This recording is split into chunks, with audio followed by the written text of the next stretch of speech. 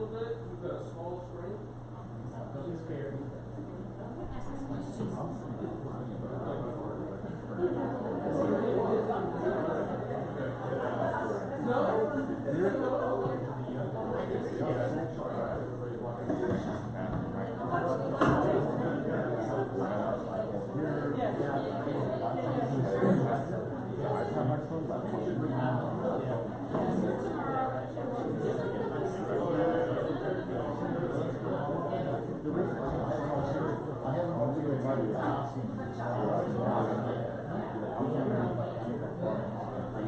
When will we start this?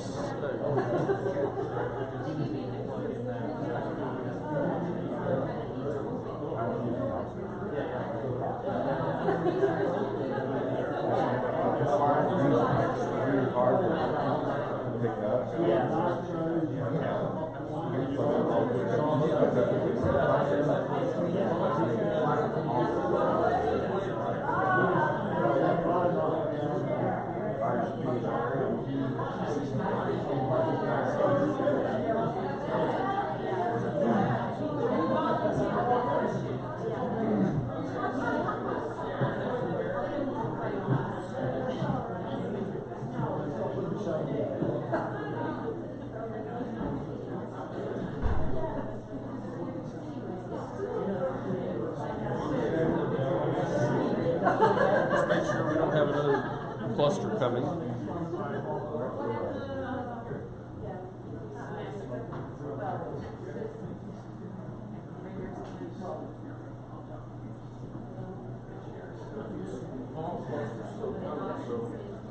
Go ahead and get us started.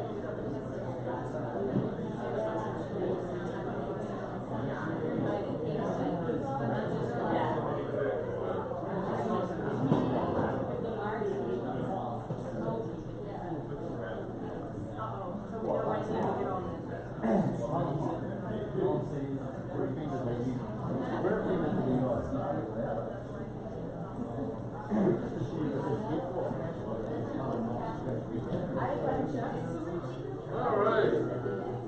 Good evening, everybody. We have an action-packed evening. We have EcclesiaSafe by Brother Erik Sternad. We have music by James Robinson.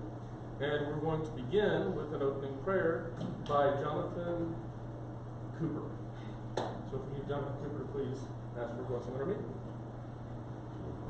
Let's pray.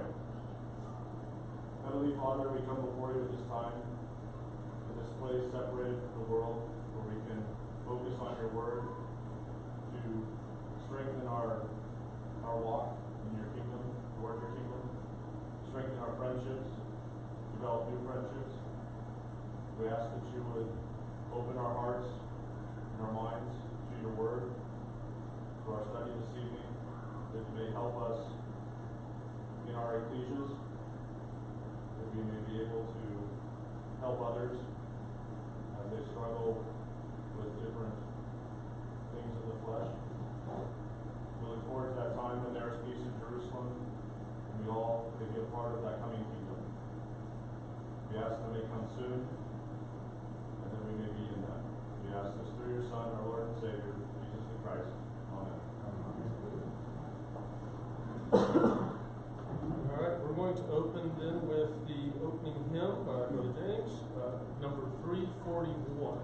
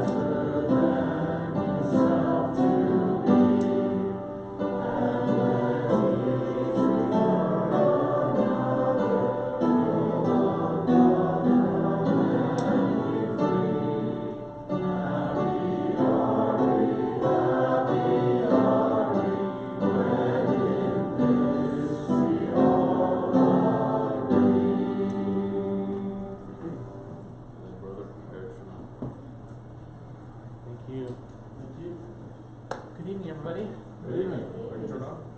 Oh.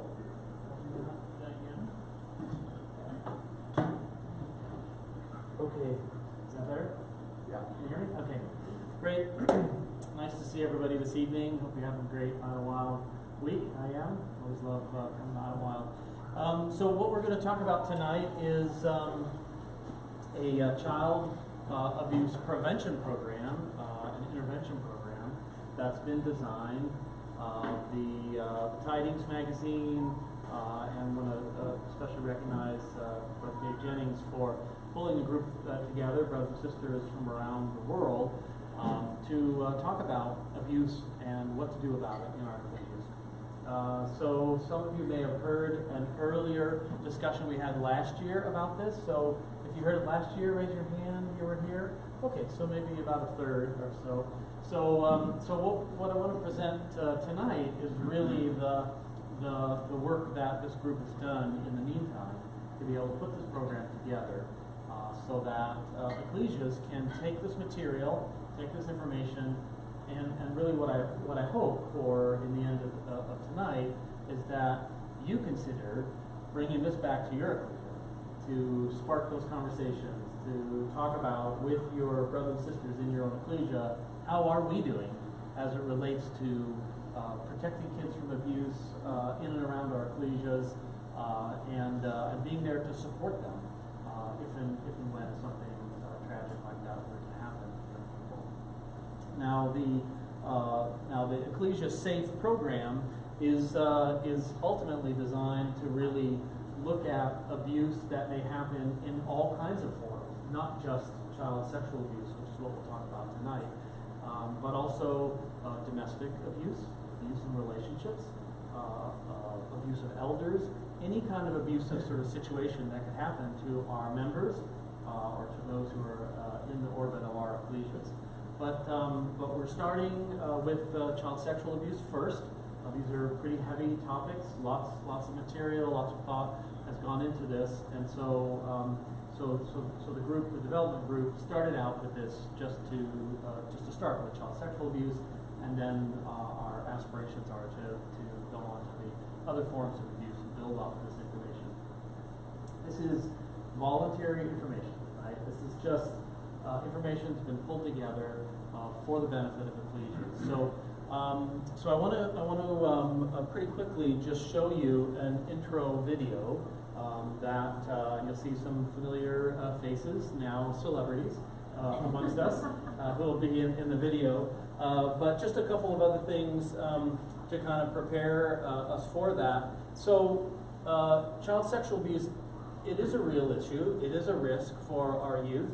The Center for Disease Control estimates that 1 in 4 girls and 1 in 13 boys experience sexual abuse during their childhood up to age 18, and recognizing that many cases go unreported. So likely those numbers are probably conservative numbers. Consider this: 91% of perpetrators of child sexual abuse are known, trusted by that child or the family. So this isn't a stranger danger thing, right? Some of us remember that from a few decades back. This is very much a problem for people who are known to that child, known to the family. So let's think about that from our ecclesial context. You know, this is not meant to make any, this isn't about a witch hunt or, thinking about there's a boogeyman under every, kind of rug around us. But it is just the reality that this is something that happens in relationships and not typically by strangers. So that's just important context. Our community is not immune from this. We have a lot of great things going on in our community. But we also have drug abuse, we also have divorces, we also have mental illness, we also have other problems because we're human. So I don't think we can say, oh, well, that's something that the world's struggling with. That's not what we struggle with. And then also, let's understand that many of our kids are going to public schools, are on sports teams, have exposure to other people in their orbit, and so this prevention work can be very helpful when it comes to that perspective as well for parents to think about. I should have mentioned at the beginning, we are going to be streaming this presentation, so I'm going to hold the discussion until later. Once we get to the point of discussion, we'll turn off the streaming so we can have kind of a private discussion just in the room here. But we are, thanks to Dave Little's efforts at the Bible School, he keeps everything running, so we appreciate you, Dave, for all that. But we'll be streaming up until we get to the discussion part. So I do want to say that this topic does bring up strong feelings sometimes. For brothers and sisters who may have had an experience of abuse in their own life. This is obviously not just an academic subject or something to consider going forward. It's something about their past and something they've experienced. So I think we want to be sensitive to that. And also just talking about the sexual abuse of children that's tough territory to talk about. So I think we want to just recognize that this is a heavy topic to be discussing, and yet, as adults, as ecclesial leaders, as youth leaders, Sunday school, all that, I think we do have a special obligation. I think there's plenty of scripture to support that concept. We have an obligation to not shy away, but to actually sort of take this head on and think about how to handle this in a scriptural and supportive way. So again, there's various reactions. Victims of abuse may have to relive some part of what they've experienced just in the context of us having this conversation. So we want to be sensitive about that. It brings up a fear, and in the presentations that we've done so far, it has come up where some are worried about, well, does this mean every brother in the meeting is now a target, right? So it can bring up some fears and some of the what-ifs for others. But again, I would encourage us to consider that this is part of the emotional work that we need to do, that we should take on as ecclesias. Right? We are given the care and protection of members, adults and kids. And I think God has set us up that way. And so let's consider this just part of our service to take this on. And we know that God cares for the powerless, right? He speaks to us in Scripture a lot about that. So it shouldn't be a foreign concept for us to be thinking about, hey, how can we make sure that our environments are safe and healthy for kids? So today we just want to introduce the EcclesiaSafe program to you. Again, this is a optional program. We just want to make materials and some of the knowledge kind of synthesized and available for you to take back to your ecclesias. It's designed to educate members, to both educate, to give strategies about how to prevent abuse from happening, and then show ecclesias how they can create environments that are supportive and protective for their members. EcclesiaSafe was designed by and for brothers and sisters.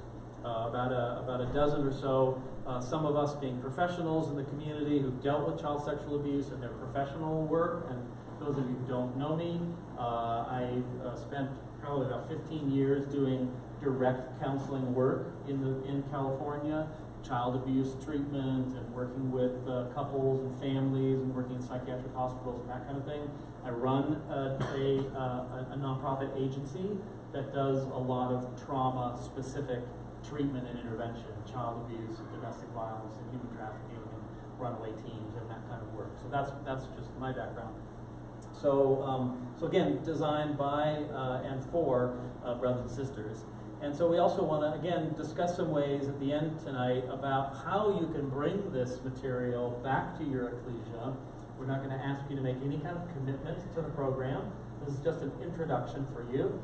And but we want to talk about how you could bring this back to your ecclesia and or CYC group, for example, to consider what the benefits may be for you and your families and your children in looking at some of this EcclesiaSafe material.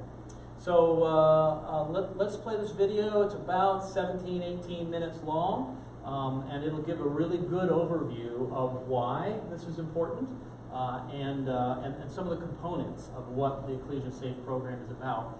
The screen is only so big, so don't be shy. Come a little closer. It's okay if you want to. Again, we'll just play that, and then we'll go from there.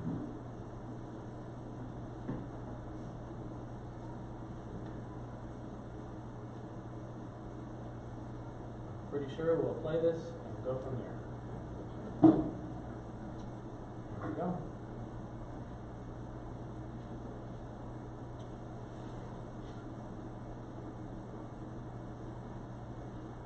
recognize this fine couple.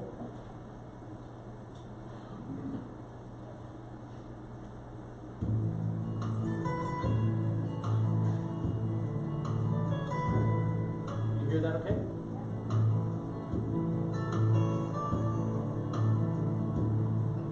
Welcome, brothers and sisters and friends. I'm Brother Dave Jennings, and I'm very thankful. I'm really delighted to introduce the Christadelphian Abuse Prevention Program, sponsored by the Christadelphian Tidings. As the Tidings Committee began exploring this particular need, the issue about preventing abuse, we found that many ecclesias were looking for resources to be able to help them to protect individuals and families from abuse. And we anticipate that this program that's been developed will help to protect us from this devastating trauma of abuse, wherever it may happen, in relationships in the home, in the ecclesia, and in other settings where our loved ones spend time. Now, talking about abuse can be uncomfortable. I know that it was for me. And my first thought was, it happens out there.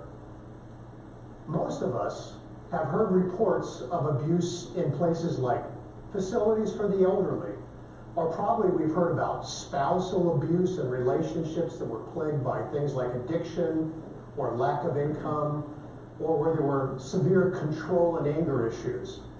And we also know that in every society, children may be victims of sexual abuse.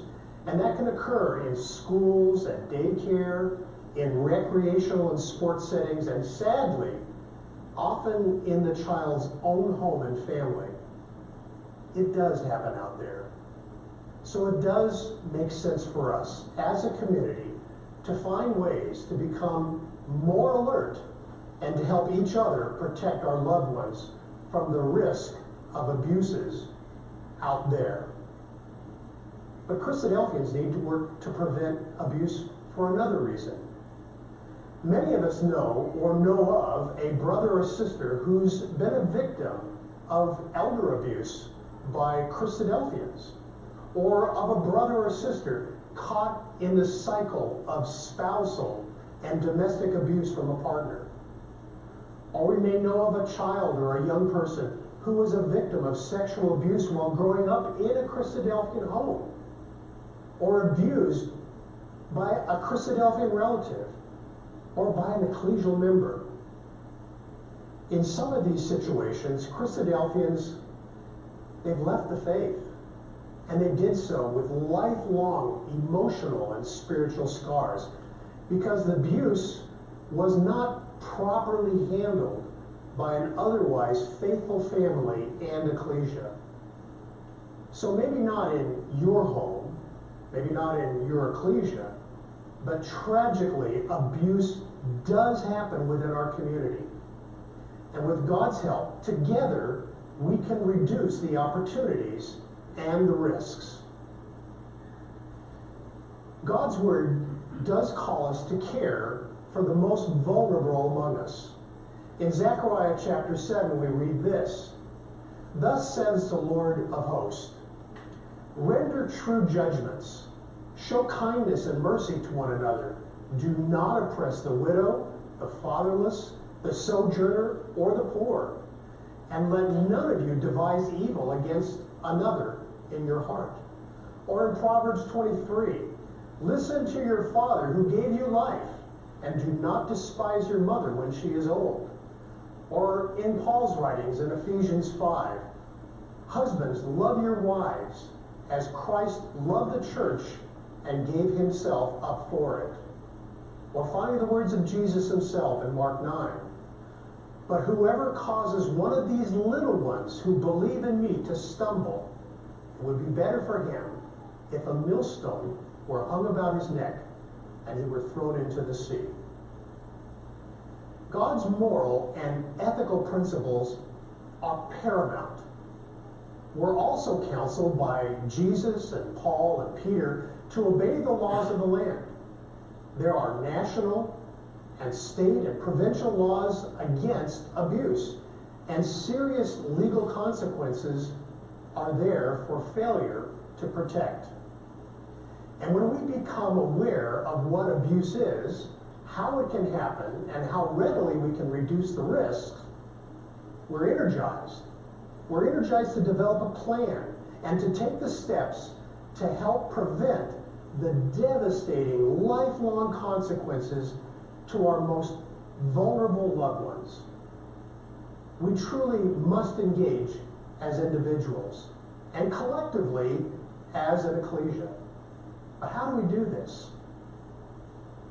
The Christadelphian Abuse Prevention Program is developed to offer ecclesias a set of resources to educate each adult member and to help the ecclesia build its own abuse prevention program, or to strengthen an existing one. Abuse and abusive relationships take several forms. The Tidings Committee believes it's best to address spousal abuse prevention and elder abuse prevention as separate topics for the future, so each gets appropriate discussion and materials. For phase one, though, we've chosen child sexual abuse. The presentation that you're about to see shows the resources that we've assembled, proven tools, measures, and methods that you and your ecclesia can draw on to protect your children and youth. This next section will be shared by Brother Nathan and Sister Janae Blanchard, who are committed to supporting safe environments and safe relationships for children and for youth. And they've undergone child protection training in their work as teachers. And as parents, they want the benefit of a community where all members are informed and trained, where all are looking out for the safety of all of our kids.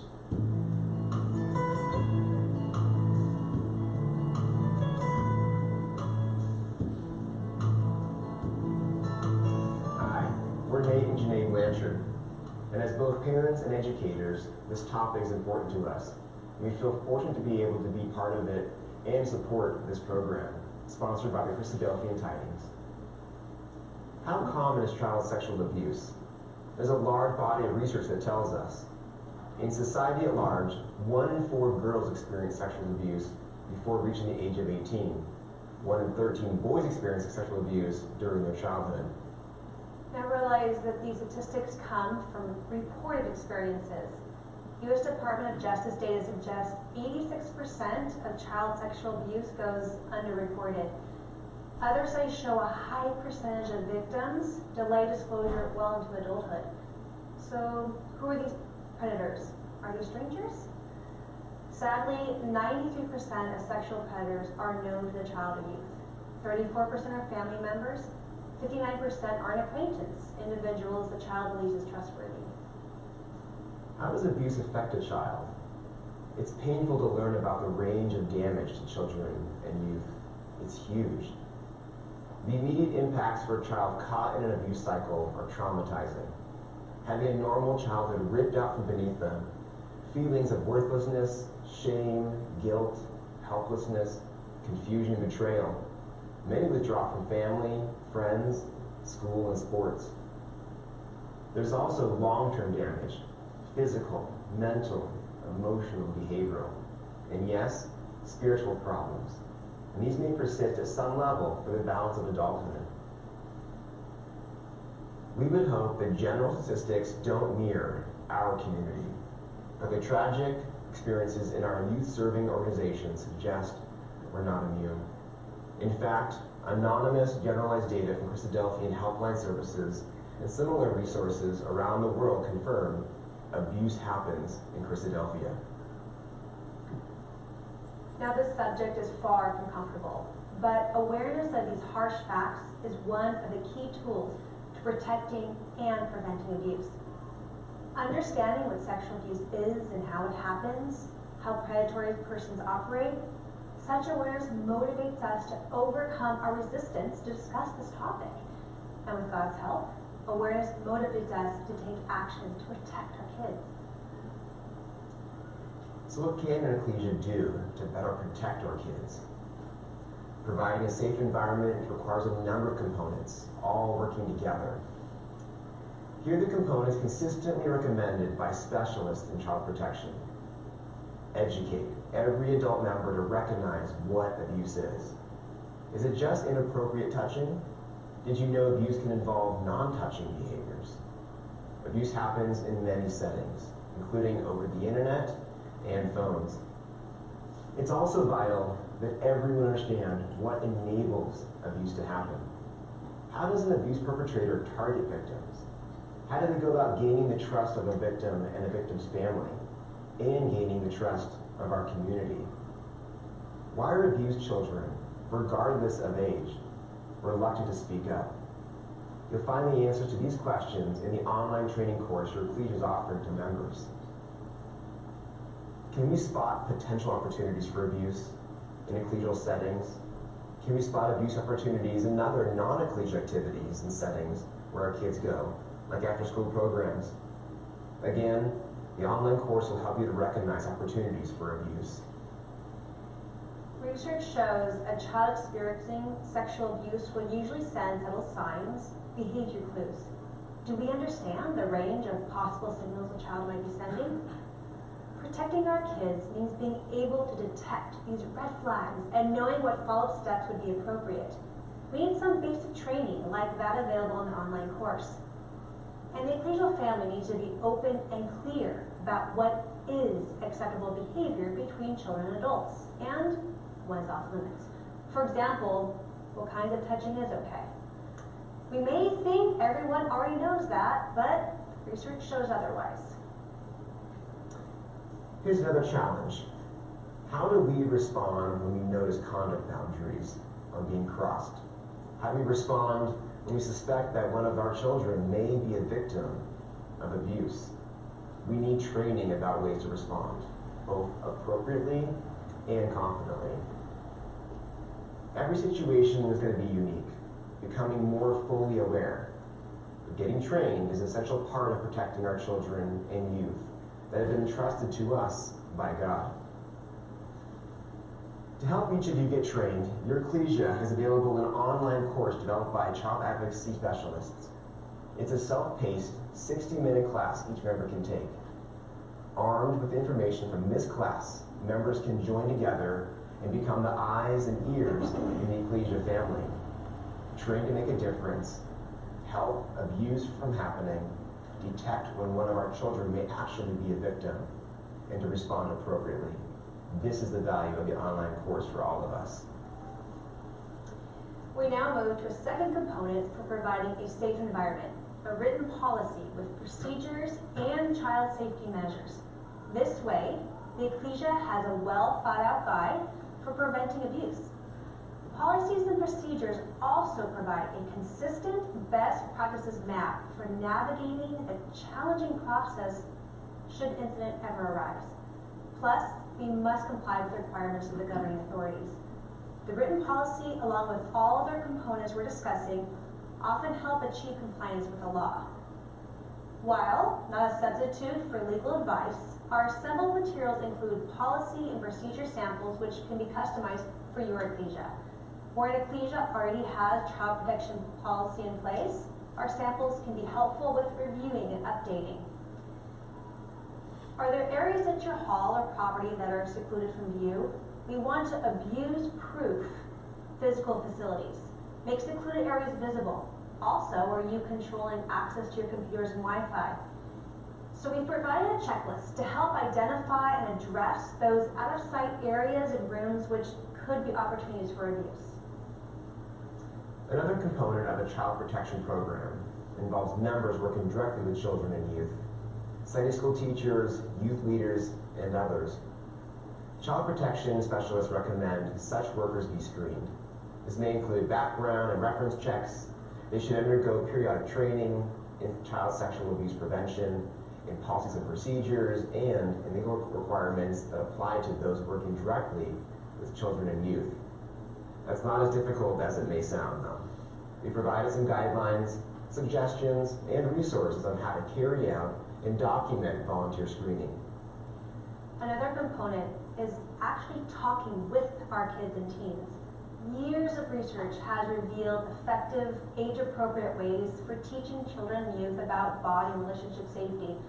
We've included a selection of print and media resources for parents. It includes how to actually talk to your kids. These are endorsed by recognized child advocacy organizations. There's also leadership support. Governing boards and other leaders must champion child protection. We provided your governing board an instructional video to emphasize the special role leadership plays in protecting against child sexual abuse. As we've seen, protecting our children involves a number of core components, each working together. It's not just an agreed upon code of conduct, not just an annual training of the Sunday school teachers and CYC leaders, and not just having playground and recess monitors. It's all the components that we've mentioned. And one of the first is becoming aware and educated. Perpetrators succeed when the community is uninformed, unprepared, and without protective measures. This online video course will help all adults be informed and work together to protect the Ecclesia's children and youth. So, let's talk briefly about how you take this important class. So accessing the online class only takes a few steps on your personal computer or laptop. First, look for an email from your Ecclesia that will provide you the link to take the course. You'll be taken to a website which provides instructions on how to register and set up your personal account. It's all very secure. To help future course development, you're asked to supply some brief personal info, and this is all confidential. You'll get a pretest. This mini quiz helps you track what you knew before taking the class, and the end quiz reveals how the class has helped your understanding. And after the class, you'll be able to print out your certificate of completion. We're about to turn this back to your Ecclesia's presider for today, but as we close, we just want to thank you for your attention. We've covered a lot. Our goals were simple.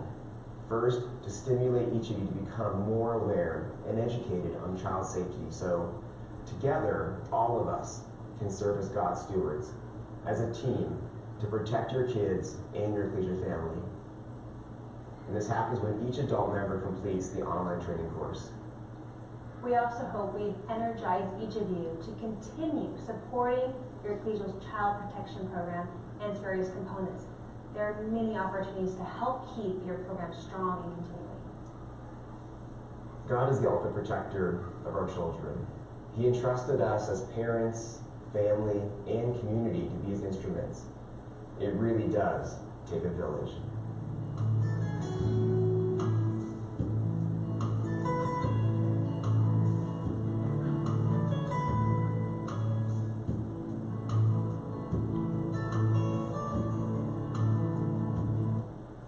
Okay. So I do want to just point out that this video and a bunch of other videos resides on the tidings.ecclesiasafe.org website. So this is a great resource for you to go to.